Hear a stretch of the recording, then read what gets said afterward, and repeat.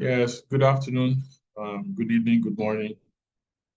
Um, my name is Nii Sanusi, the Global Advisor, Global Chamber, Lagos, Nigeria. And we have part two of our Globinar on the Southern African investment legal perspectives.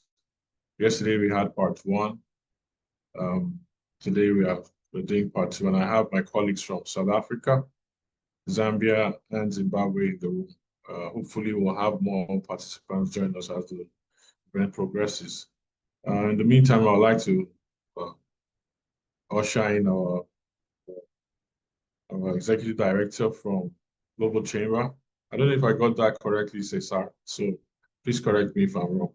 But Cesar Trabanco is one of our key personnel at the highest levels in Global Chamber. So good to have you. Maybe we'll hear from you, and then we kick off earnestly. Thank you. Sure, thank you. I'm going to be brief. I'm Cesar Trabanco. I'm VP of Business Services at the Global Chamber. I'm executive director in Puerto Rico, so that not in that. Yeah, welcome everyone. The Global Chamber is a global organization. We're all about connecting our members to opportunities, to partners, clients, and to anyone who will represent a growth in their business. Africa is a key area for us. We get a lot of members and directors in different countries. We're global advisor in Nigeria, and he has put together an amazing event that it's yesterday had the first part about Southern Africa as an investment and trading destination. Learn about Botswana, Soto, and I'm missing Mozambique.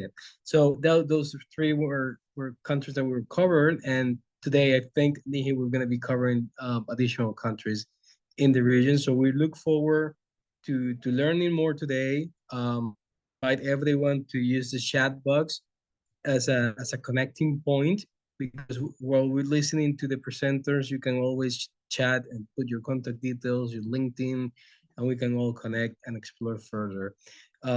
Thanks again, Nihi. Back to you.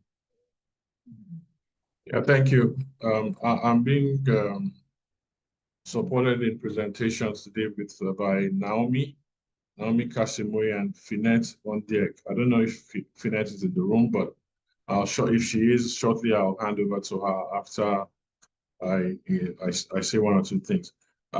We'll be sending our contact details for the Africa Continental Legal Alliance in the chat room. So please, if you have post-event questions or inquiries, you can send them there as well. Further to that, we'll ask you for future updates and engagement. You may also give us a follow on our LinkedIn page. You will see that later in the course of the event. For now, I would like to hand over to ask Tareen and Mark to go ahead. And once they conclude, Finette, I think, will do the ushering from there. Thank you. Tareen? Hello, Nii, I'm right here. Thank you. Okay, good. Finette, thank you very much. Okay.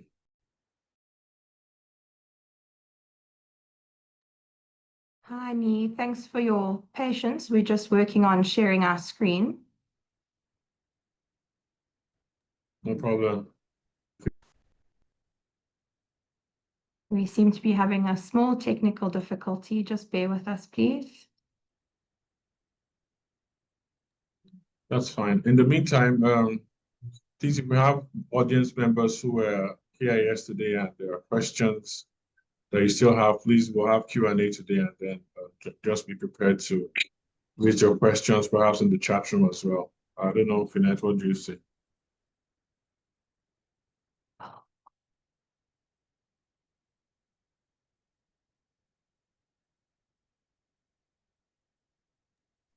Finette, did you hear me, Finette?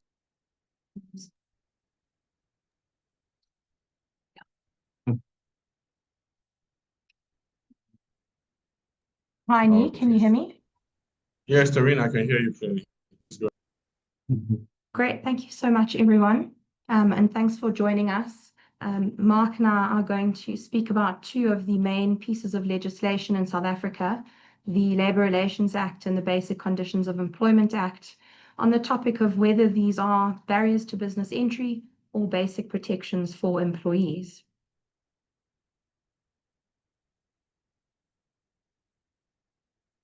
So just a short introduction to our firm.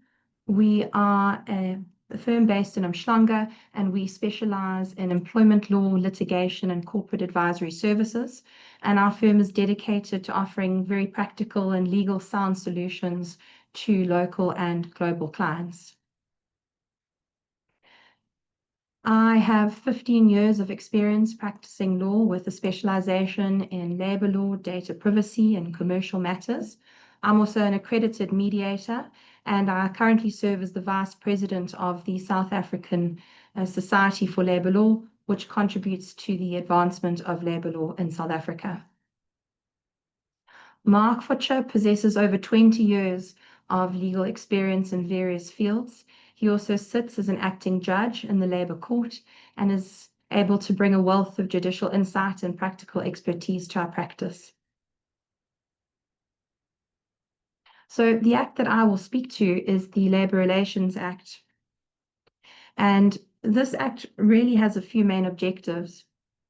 Although it's often perceived as being complex, it's fundamentally a tool for stability and fairness in the workplace.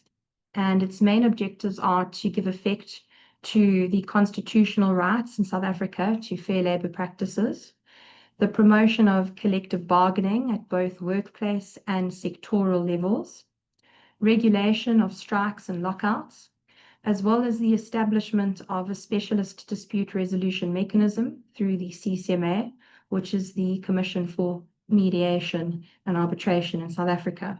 It also has created and set up specialized labour courts. Now, although this is perceived as being complex, what we actually see is that these objectives are not unique to South Africa, but they align with international standards which are set by the International Labour Organization. Importantly, what we see from the Labour Relations Act is that it includes mechanisms to support business flexibility, especially for small and medium enterprises or SMEs. For example, there are exemptions from establishing workplace forums if you're an employer with fewer than 100 employees. It is the creation of a simplified dispute resolution system through the CCMA, which is free and very accessible. It also includes flexible recognition thresholds for trade unions and smaller workplaces, as well as provisions relating to fixed-term employment rules, which allows for project-based hiring and includes thresholds which apply to certain circumstances. If we compare the labour relations framework to other countries, what we see is that countries such as France or Germany have a highly centralized and sector-wide set of collective bargaining, whereas in South Africa, collective bargaining is decentralized and is therefore more adaptable and more suitable to different sectors. According to the Labour Rights Index 2024, when one takes into account all of the factors, South Africa scores moderate on regulation complexity against countries such as India, Brazil, and China, which have significantly more rigid frameworks. Ultimately, the Labour Relations Act provides a balanced framework that protects employers and allowing employees to be protected, whilst allowing employers to manage their operations effectively. So in our view, it should not be seen as a barrier to entry, but rather as a predictable and navigatable system that supports long-term investment.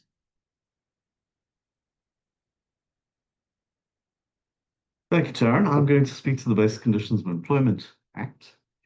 The Basic Conditions of Employment Act, also, like the Labour Relations Act, is there to obviously give effect to fair constitutionally enshrined labour practices. What it does is regulate basic minimums in essence, but what it also does is regulate the manner in which those basic conditions can be varied, which is extremely important for the topic we're dealing with today. As far as the flexibility of the statute is concerned, that's dealt with in Chapter 7, and it makes provision, for example, for the varying work hours and different conditions by agreement. And those agreements can be between companies and individuals, or between companies and a representative trade union, for example, or on a wider scale where it affects industries.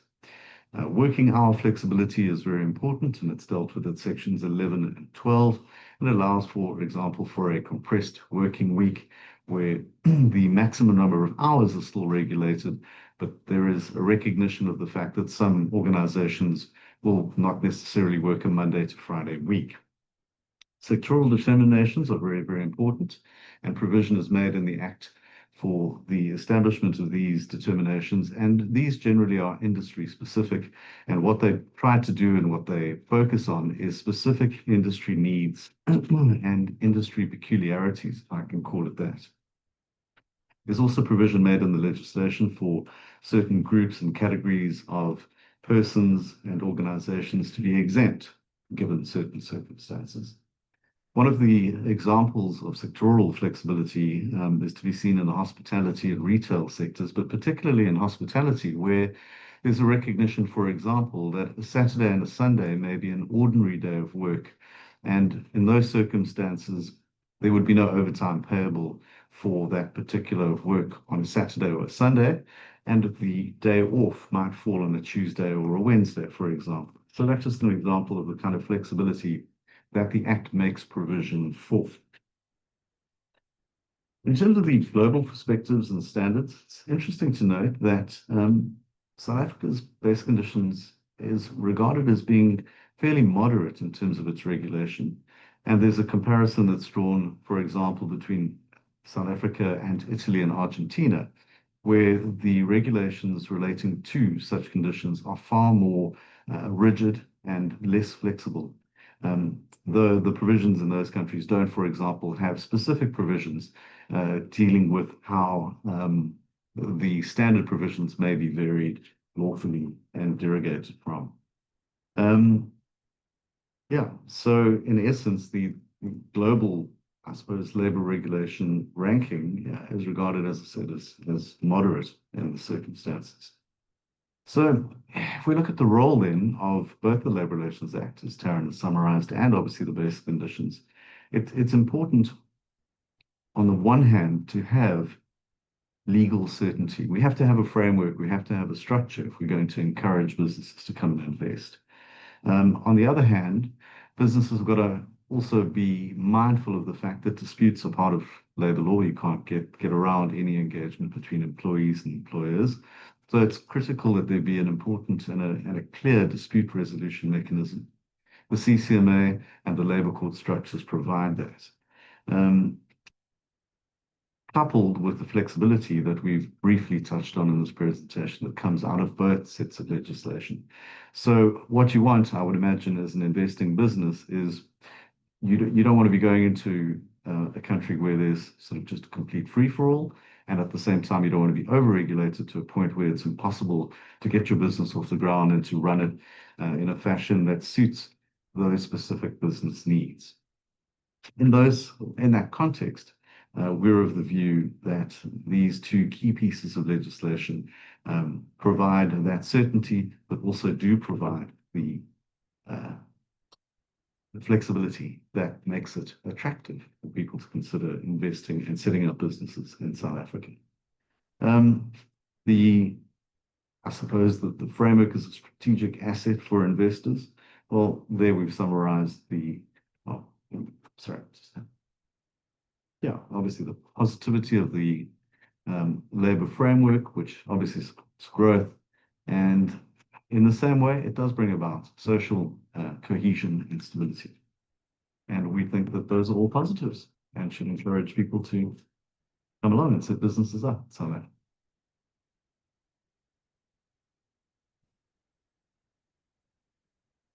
thanks, Nee. We're going to stay on board and we'll be available for any questions if there are in regard to those issues raised. Yeah, thank you very much. Excellent presentation, Finette. Or if you may allow me, I may introduce the next speaker just to assist. So I was just saying thank you so much, Taryn and Mark, for that wonderful presentation. So our next presenter is from, our next speaker is from Zambia. We have two speakers. That is Angela Shikanda and Sandra Demanga. They will be taking us through the process of facilitating inter-African investments through effective mergers, control and competition regulation in Zambia. So kindly, if they may introduce themselves further. These are two partners. Angela Shikanda is a partner and co-founder of Demanga Mwalula, and Sandra Demanga is a legal practitioner and a corporate governance expert based in Lesotho. So kindly just introduce yourself further and take us through.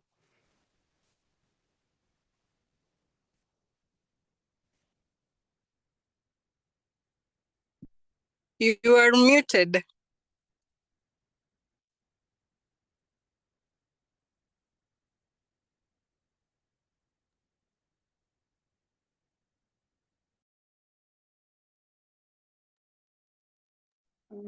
Angela, we still can't get you. Yeah. Are you able to get me, Nii? Yes, we are able to hear you, Sandra, but we can't hear Angela. Yes, Angela. So maybe you can begin as we wait for Sandra to fix from the other side.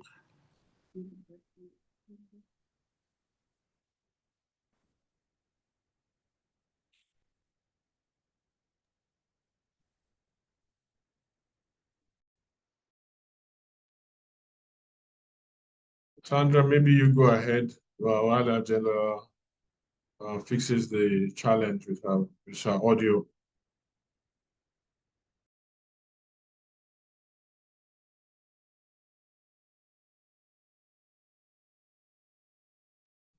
Sandra, are you still there, please?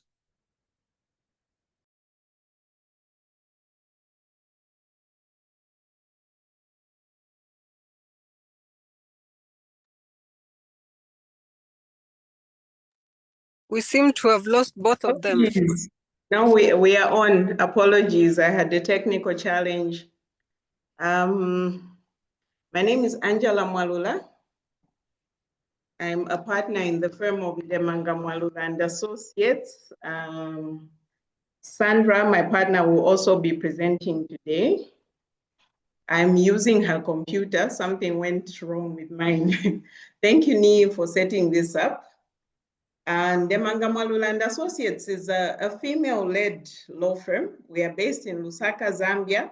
I was saying earlier, I know I was muted, we are not in Lesotho. We were introduced as being in Lesotho. We are in Zambia. Sorry. In Lusaka, Zambia.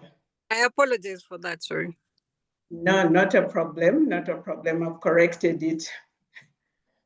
Yeah, so we set up in the year 2020. My partner and I are both very senior lawyers. I've been practicing for 17 years.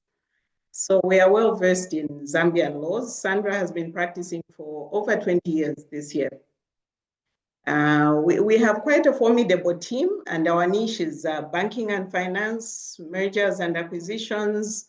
We do labor law and labor disputes.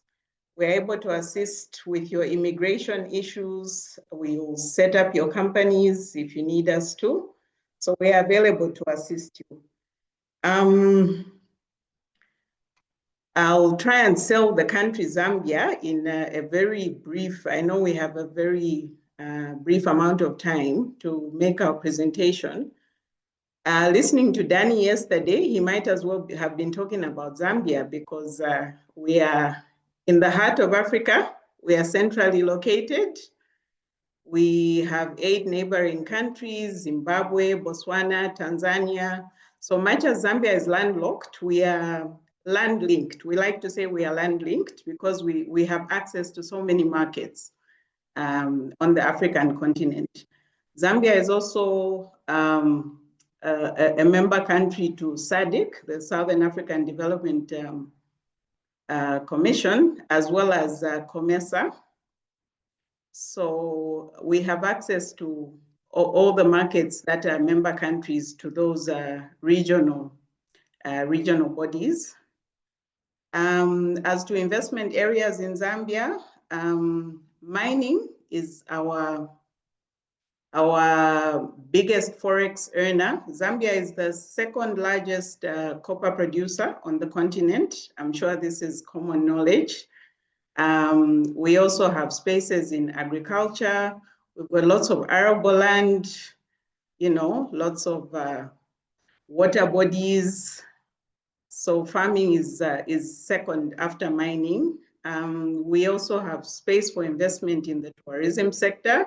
I'm sure most of us are aware of the Victoria Falls in Livingstone. And the country has quite a number of falls, actually. Much as everybody focuses on Livingstone, there are falls even on the northern end of the country.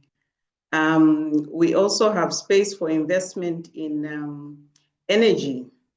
I'm sure our colleagues, Tarin from South Africa, will understand the load shedding issue.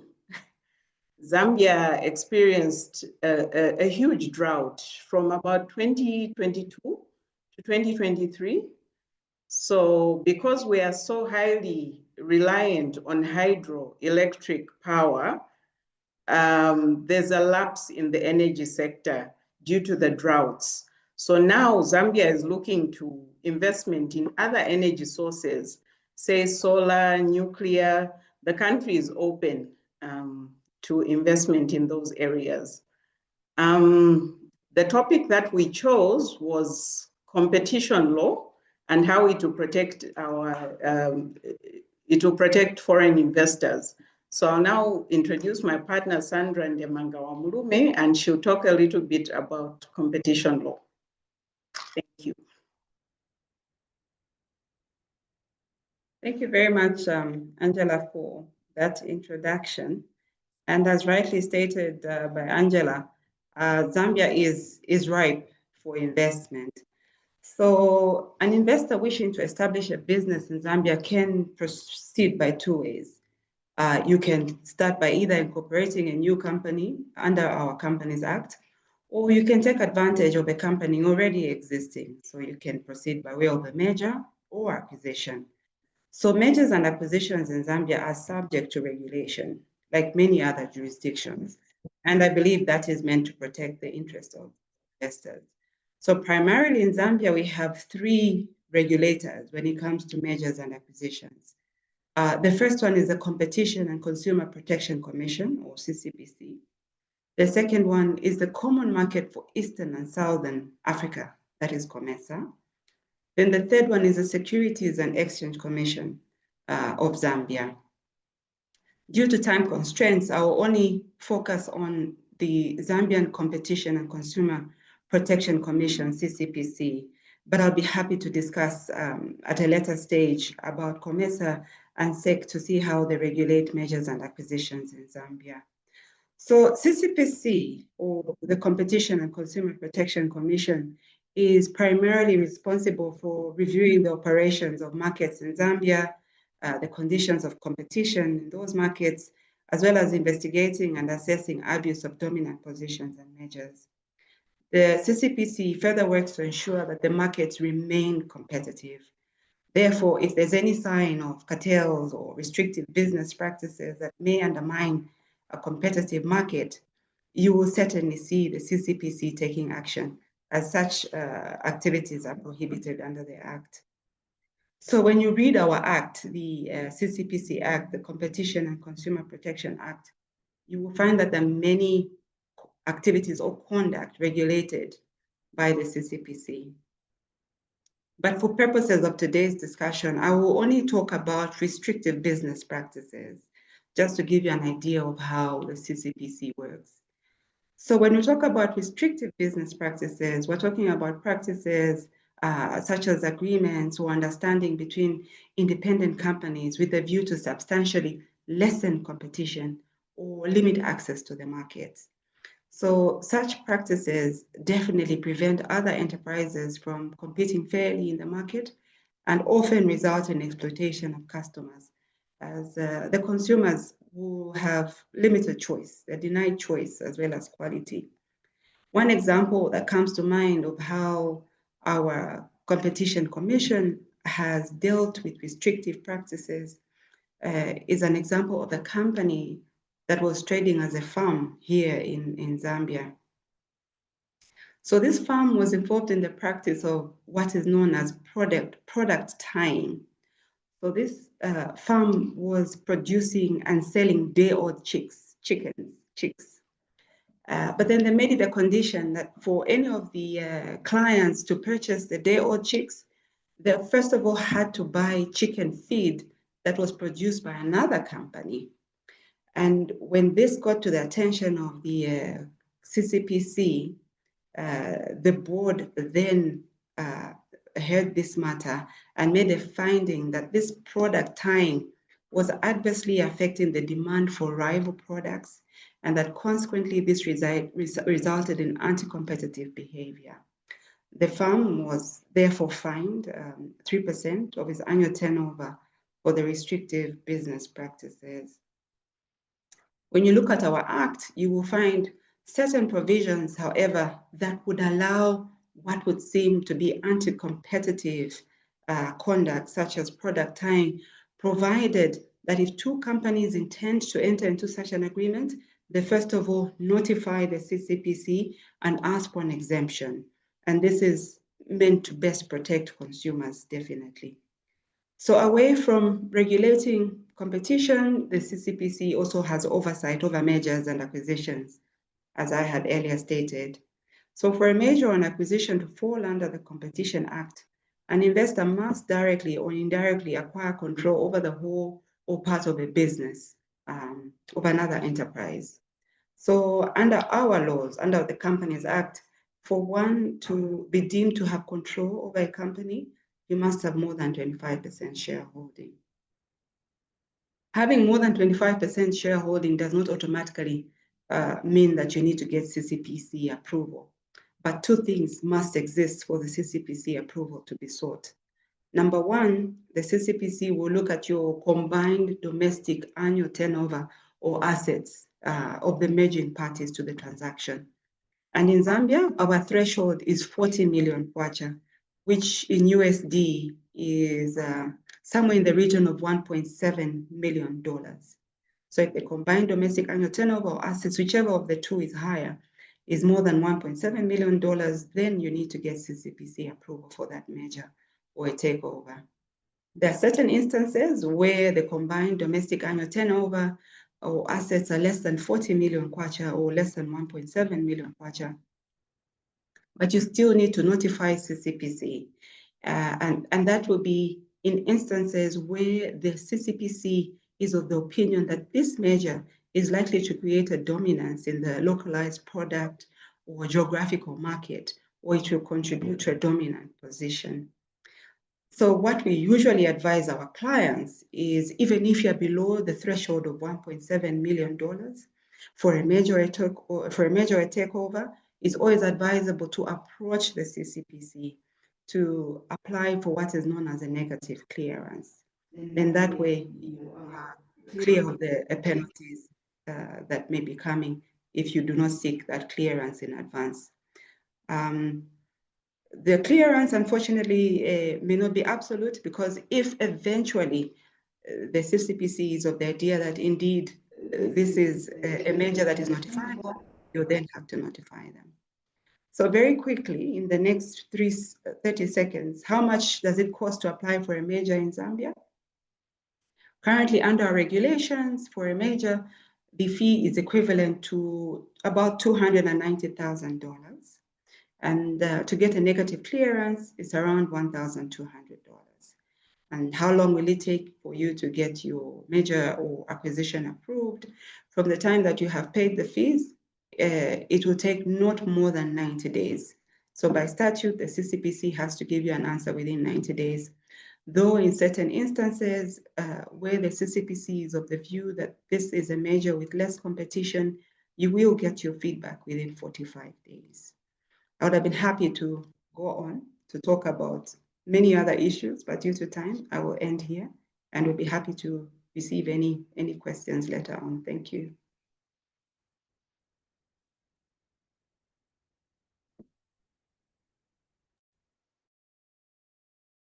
Thank you so much, Sandra.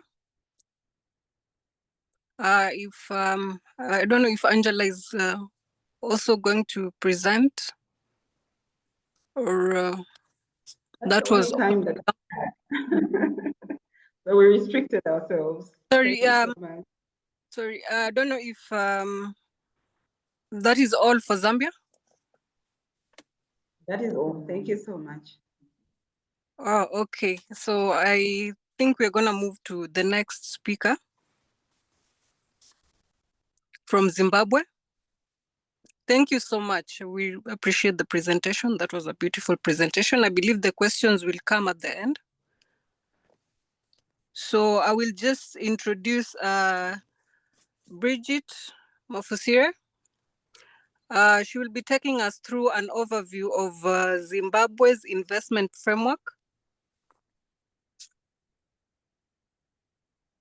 Bridget is the founder of Astalo Consulting, which is based in Zimbabwe.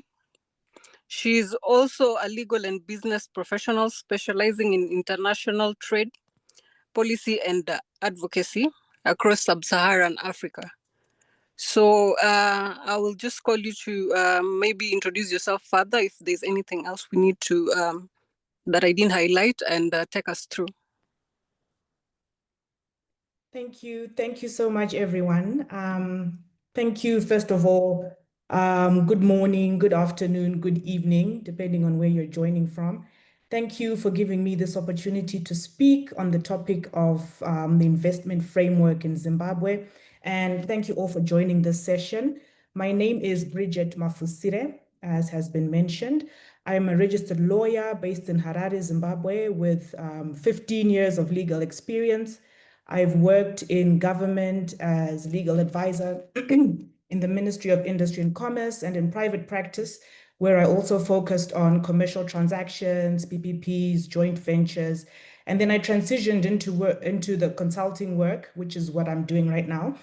And I work in this space with various clients across Africa, also as regional advisor in an international NGO.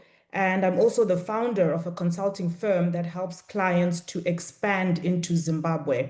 I'm interested in trade, economics. I'm intrigued by the emerging technology environment and the legal implications of that. So thank you, everyone. I'll just start off, first of all, by giving, I hope, first of all, you can see my screen.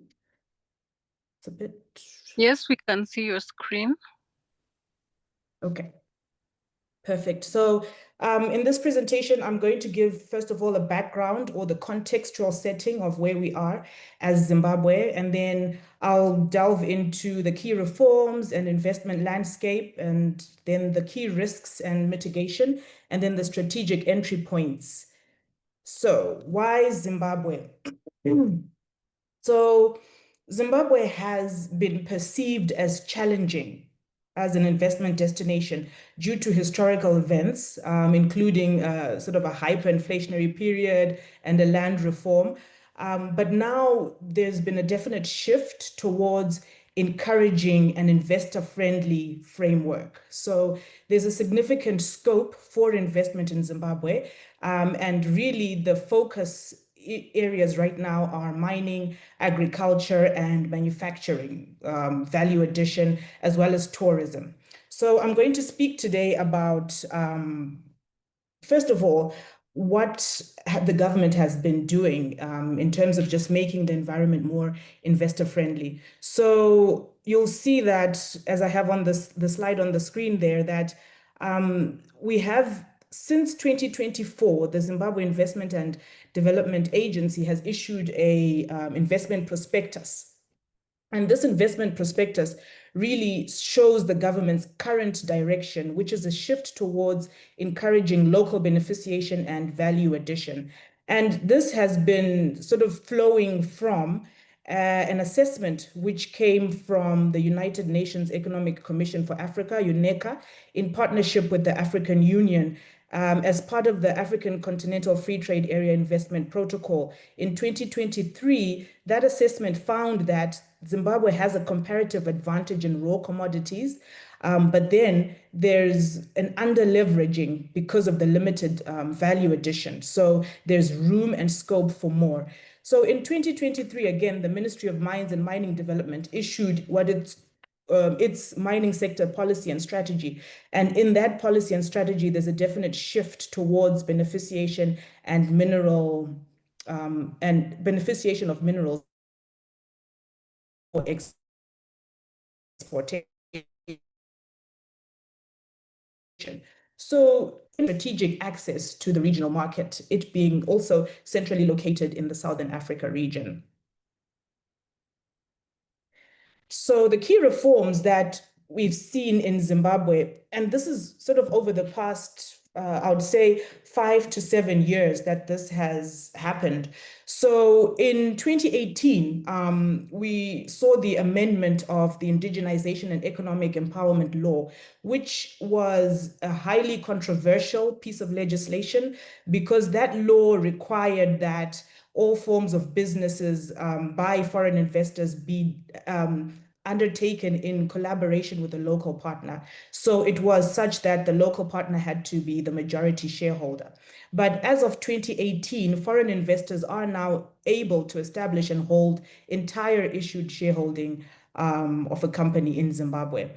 There is, however, still an ownership threshold, which requires a local ownership majority for the diamond and platinum mining operations, but not in all of the other sectors. So Zimbabwe has also gone through a period of hyperinflation.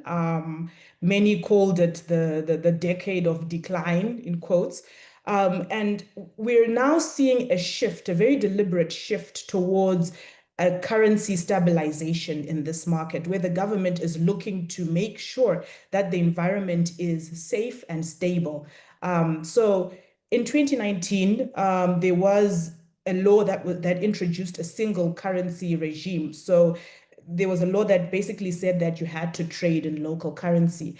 And because of there was no uptake, social uptake really. In 2023, that was changed. And now we've seen a multi-currency regime where basically for the current period up to 2030, Zimbabweans will be able to trade in US dollars along with the local currency. So in 2024, we saw the introduction of a new local currency. It's called the ZiG. But the US dollar is still widely used. So if you're trading in Zimbabwe, you're able to price your goods and services in foreign currency, that's in US dollars or in South African rand, provided that you also offer the option to pay in local currency at the prevailing interbank exchange rate. And this had to be put into law because at some point, there was sort of a parallel market that was running its own way while the official markets were going a different direction. So that sort of stabilization is what has created this unique opportunity that we find ourselves in now in Zimbabwe, where we are trading with the multi-currency local currency alongside with US dollar and in some instances the South African rand. Another important milestone in Zimbabwe is the introduction of the Zimbabwe Investment Development Agency. So previously we had the Zimbabwe Investment Authority that was in place. However, the Zimbabwe Investment Development Agency came in 2020 to provide a sort of really to handhold investors when it comes to licensing, registration, and obtaining necessary permits from all government departments. So ZIDA now has a one-stop shop where you go in, you apply for a license or a permit to participate in a certain business, and that entity or that agency actually helps you to register across the board. And in addition to this, the Act, the Zimbabwe Investment Development Agency Act, has put in place a guarantee. It's legislated now that the government will not expropriate nor nationalize your property, and there will be fair treatment for foreign investors. And I think this was very critical for Zimbabwe because previously it wasn't in the law. And so ZIDA also has the authority to designate what we call special economic zones. So Zimbabwe has special economic zones that are based on geographic areas. It's also depending on the sector that you're in. And so far, these special economic zones, I think 9 have been designated so far, but they're very attractive for investors because there's fiscal and non-fiscal incentives, and generally a more relaxed regulatory and regulatory framework and tax regime. So that being said, the general investment landscape in Zimbabwe is such that Zimbabwe is open for business. I think if you just Google and search about Zimbabwe, that's one of the first things that will come up, right? So investment licensing is available with the guaranteed protection, as I mentioned in the previous slide. And what that means is that foreigners can also have freehold ownership of assets. That's shares and real estate. So this does not include agricultural land, however, because agricultural land in Zimbabwe is subject to a 99-year lease, and the foreigner would have to invest in that land in collaboration with a local. Then when it comes to the actual sectors that a foreign investor can participate in, there are what we call reserved sectors in Zimbabwe. And these are sectors that are reserved for locals. And I've listed them there. You'll see them on point number 3. We can go into those, I think, at another time. But basically, in order for you to participate in a reserved sector, you either have to be a local Zimbabwean or you have to have authority from the Zimbabwe Investment Development Agency and the Ministry of Industry and Commerce to operate as a foreigner. And the fourth sort of salient point when it comes to Zimbabwe's investment landscape is that there's a requirement for exchange control approval for specific actions. So first of all, when you've invested in Zimbabwe, you would need to notify the exchange control department in the Reserve Bank of Zimbabwe that you have invested in Zimbabwe, because that way you'll be able to get an approval for when you now need to remit your money outside of Zimbabwe. So outward remittances require approvals. Repatriation of profits, repatriation of funds requires exchange control approval. Foreign currency export limitations are also in place, and this is for both foreign and local Zimbabweans. And there's a liquidation requirement as well, which essentially means that if you have exported a good or a service from Zimbabwe, and you then earn foreign currency from that, a certain percentage of that foreign currency will be liquidated into local currency. This has been done to facilitate the availability of local currency, and that threshold is currently at 30%. So 30% of your earnings, your export earnings, will be liquidated. So moving into the risks, it would be remiss of me not to mention the risks that are associated with investing in Zimbabwe. So first of all, there's a currency risk. And this currency risk really arises from the fact that we are in this, first of all, multi-currency system. And it has been extended up to 2030, but there will be a need to mitigate that risk and to monitor it as you go along. And the second one being the liquidation risk that I just mentioned now, that export earnings are subject to liquidation. So that's mandatory. And so because of that, you may realize a certain loss in that currency exchange. But that being said, there's structures that you can put in place to kind of mitigate that. So as a result, for cross-border transactions, that currency risk remains sort of the key issue. Then also in Zimbabwe, Zimbabwe has a poor rating on corruption. It has a poor rating on rule of law. This is not unique to Zimbabwe. However, it is something that must be noted and that needs to be sort of accounted for as you are planning to invest in Zimbabwe by doing proper due diligences and making sure that everything that you do is above board. And then again, there's a lot of bureaucracy in Zimbabwe, but the government has been working really over time to address that bureaucracy. And in fact, when it comes to investments, the Zimbabwe Investment Development Agency, ZIDA, has just recently launched what they're calling the e-regulations. Actually, this was launched yesterday, and I can put a link into the chat to avoid and to sort of mitigate the bureaucracy and the red tape that is associated with getting all of those investment approvals and permits.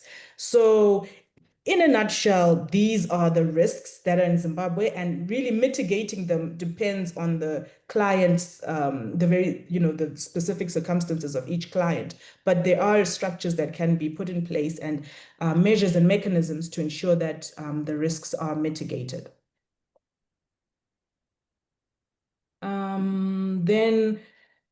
So the strategic entry points into Zimbabwe, and every country has its own risk. So Zimbabwe is not without risk. But then the ZIDA mechanism has made it such that the investing in Zimbabwe is more predictable. And Zimbabwe is positioning itself as a hub for critical minerals, especially lithium, and just green energy, the special economic zones, tapping into the digital infrastructure. These are the priority areas. And also looking into the African Continental Free Trade Area and the AU Agenda 2063. So in order for us to really tap into this, I've listed there some strategic entry points that investors might be interested in when looking into Zimbabwe. So first of all, I think the easiest way to invest in Zimbabwe is through a joint venture with a local partner. That way you kind of mitigate your risk and you kind of just contain it. As you may know that it's never easy to go into a new market as a foreigner. So the best thing to do would be to partner with somebody who's local, who's been in the business, and make sure that you've done your due diligence on that local entity. Then the second one would be tapping into the special economic zones for the tax holidays. So special economic zones exist, and there's really an array of opportunities that are there, and I'm happy to share those with anyone if they're interested. Or you can go to the ZIDA platform that I'll share a little later, just so that you can see what opportunities there are. Then I think one of the key issues for investing in Zimbabwe would be to look at an export-oriented business, a business that looks into the regional markets, right? Because Zimbabwe is in SADC, it's in COMESA, and we're part of the African Continental Free Trade Area as a result. So and its central positioning allows that kind of expansion. In fact, a lot of the clients that I deal with have either already invested in Zambia or are looking into investing in Zambia and Zimbabwe and South Africa and sometimes Botswana. So it's usually that sort of suite. Then when we look at the strategic sectors in Zimbabwe right now, based on the government's own pronunciations. So the mining sector is really ripe in these specific sort of subsectors that I've listed there. Agriculture, that's your horticulture, tobacco, macadamia. In fact, blueberry farming has recently just been pronounced as one of the key sort of growth. There's been exponential growth in blueberry farming in Zimbabwe, and that was really facilitated by a foreign facility. So that's interesting. Then manufacturing, agro-processing, textiles, chemicals, there's a lot of incentives that are there for the manufacturing sector. And then tourism is another really untapped market in Zimbabwe. As the infrastructure has sort of dilapidated, it's now coming up. And so there's a lot of demand and looking into Zimbabwe. Then the infrastructure and energy, I think the previous speaker spoke about the load shedding. This has been in Zimbabwe has experienced load shedding for a while, but I think power generation, specifically micro and mini grids, these are really sort of low-hanging fruit, and the renewable energy policy allows that. Then financial services and fintech, specifically because there's a lot of unbanked traders, etc., in Zimbabwe. So there's a huge opportunity there. So I'll stop there for now, and invite any comments, feedback, or questions. Thank you so much. Over to you, Nee.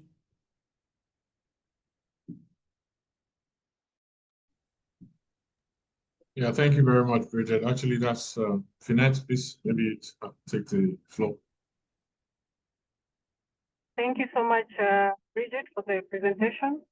And thank you, Nee. But I see we are up for Q&As.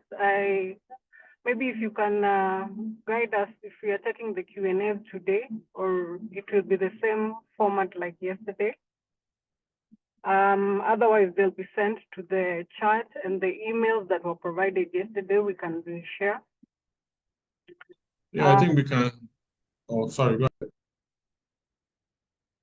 We will not be taking the Q&As. We can go ahead to the announcements or the closing remarks from Doug and Cesar. So kindly guide us on how we are going about the Q&A. Yeah, I think we should take Q&A. But before then, I just want to recognize a few people in the audience. I have Jamil. It's good to see you. I have also Yuka Nakasone. I don't know if she's there. She's one of our key global chamber personnel. She's an executive director in Spain. And I also have William Schwartz.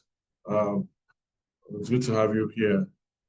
Finally, I'd like to recognize Ruby Golo. Ruby Golo is our executive director in Ghana. And the reason why that is important is because, as you all probably have heard, over the last few 24 hours, Ghana lost its Minister of Defense and Minister of the Environment, along with several other people. So I just want us to I just wish to offer our condolences on behalf of the ACLA and the Global Chamber to the people of Ghana before we continue. So please accept our condolences on that sense. But back to Finette. The key, I think we should just leave the floor open. If there are questions, we take them, and otherwise we just go ahead with the questions we have from the chats and then see how we proceed. We'll try to want to finish as early as possible today. Thank you. Thank you so much, Nee. So I think we probably should start with the questions in the chat. But I'm going through the chat and I still can't see any questions. So maybe if we can just open the floor and start taking questions from the floor as I try to find the questions from the chat.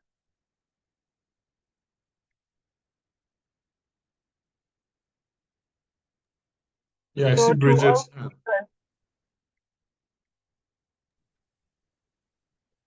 Hi, Nee. Yes. Just to mention that I've added the link for the Zimbabwe investment information in the chat just now. Thank you. All right, thank you. Finette, sorry, please go ahead. That is noted. So 12 speakers who are joining us today, thank you so much. For the participants who are here, thank you so much. We are open to questions. We will be taking all the questions, and then after we've taken all the questions, we'll direct them to the specific speakers and presenters to respond. So I don't know if there's anyone with the questions. I'm not seeing anyone raising their hand or coming up for the question. Yeah, then let's go to the chat box, please. Let's just continue. Let's keep it going. So round up early. Nee, if you can assist me with the questions from the chat box, because I can't seem to go past one. I can only see one. Yes, I see someone, SWK Business. I think they were here yesterday as well. Thank you very much for your presence today as well. They are interested in copper cathode from Zambia. I don't know if Angela or Sandra can address that. They're interested and they've left their contact details in the chat. So I don't know, Angela, Yes, Sandra? we have taken note of the contact details. Thank you very much, and we'll be in touch. Thank you. Thank you, Nia. All right, that's fantastic. Okay, I think those are some of the only questions I see. Okay, no, sorry. Okay, someone from Zimbabwe. Okay, well, okay, I can't see many questions, but I have a few questions myself.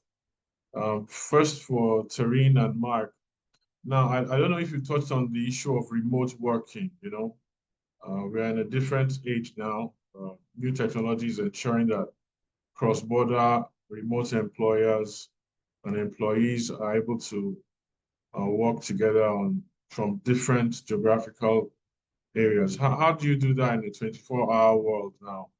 What does South African labor law say about that? Because in Nigeria, we haven't, we still have, it's still a bit, well, not so well defined. So I don't know if South African law has addressed that, and how maybe we can learn one or two things from you. Thanks very much for the question. That's appreciated.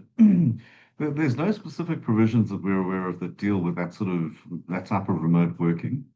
In essence, the situation as it stands at present is that the current labor laws would apply. There would have to be a measure of flexibility from an employer's perspective. You can't expect the employee to constantly be letting you know that they're working, but there would be measures that you could put in place to assess productivity, and you would more than likely require the employees to be available between set working hours, as would normally be the case. So, yeah, no specific developments at this stage, but yes, probably a measure of flexibility that has to be built into any one of those arrangements. So effectively, if anyone has remote workers on this platform or elsewhere, they're able to hire workers from South Africa, and there won't be complications in terms of how long they could work on overnight and so on. So do I take it that it's still up in the air as well here? Yeah, so Nia, I think anyone who wanted to hire South African workers, they would have to focus on making sure that their contracts are very clear. And the contract will have to make provision for working times and shifts. A lot will depend on the remuneration. So if some employees earn below the threshold, which I think is currently 245,000 a year, then there are certain provisions that would apply as if it was a normal working relationship. So there might be a limitation to overtime and other aspects. But once someone is over that threshold, then it's really in terms of your contract. So the advice would be make sure that your contracts are well drafted and are very clear in terms of what's expected from both sides. All right, thank you very much. Finette, there's a statement by Rico Chilunda in the chat box. He says he wants to contact the Zambia firm. That would be Angela and Sandra, of course. So please, Angela, Sandra, please take note of that. Thank you so much, Nee. I think if we are not getting any further questions, we can get the closing remarks from Doug and Cesar. That's in order. Yes, I think that'll be in order. I had a question for Zimbabwe, but I think that will come up at the background. I'll send her that message later. I think it's the one we need to. Yeah, we need to close. But we have a customs broker in the audience.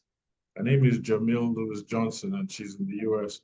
Now, the reason why I think she'll be relevant here is because of export rules and import rules into and out of SADC. So I don't know if Jamil has one or two things she would like to know because I know she does do some business across with Africans across from the US. So if she's heading out, okay, she's heading out already.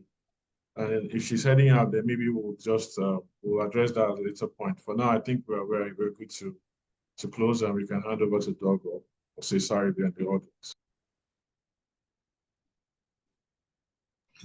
Thank you very much, Nihi and everyone who participated today. I've seen a couple messages here in the chat, like people interested in being connected. I just dropped my email there.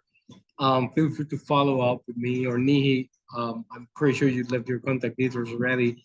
So reach out to me or Nihi in case you want to connect with anyone from here today and follow up. And so thanks again. I invite everyone to take a look at our calendar, and we have a monthly Africa meetup events happening every month.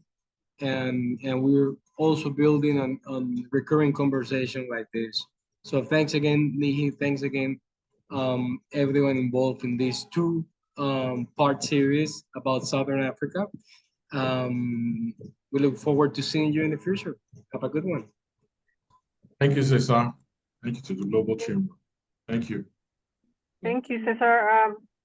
I will Doug be adding a closing remark? Or also, Naomi, kindly, on the camera, we haven't seen you today or heard from you. So kindly join us by just saying hello. Or I let Doug add his closing remarks. Hi, everyone. Thank you so much for participating in this event. You've done so well, and all the best. Thank you. Thank you, Naomi. Thank you. Thank you, Naomi. Thank you. Just in case Doug is not connected at the moment, I think he's traveling. Well, thank you for the update, Cesar. And I think that will be it for today. I'll hand it back to you, Nii, so you can close for us. Well, thank you. Thank you once again to the speakers, Tareen, Mark, Angela, Sandra, and Bridget, as well as my colleagues, Finette and Naomi. I really appreciate your presence and everyone who was able to attend. I'm sure we didn't have so much time today and even yesterday, but I'm sure as time goes on, we'll have a more robust opportunity to even connect and do what this platform is about, trade and business. So I appreciate everyone. Thank you once again. If there are questions, please reach out in the various contact points and sources, and I'll be back to you. Thank you very much and have a great day and evening. Bye-bye. Thank you very much. Good evening.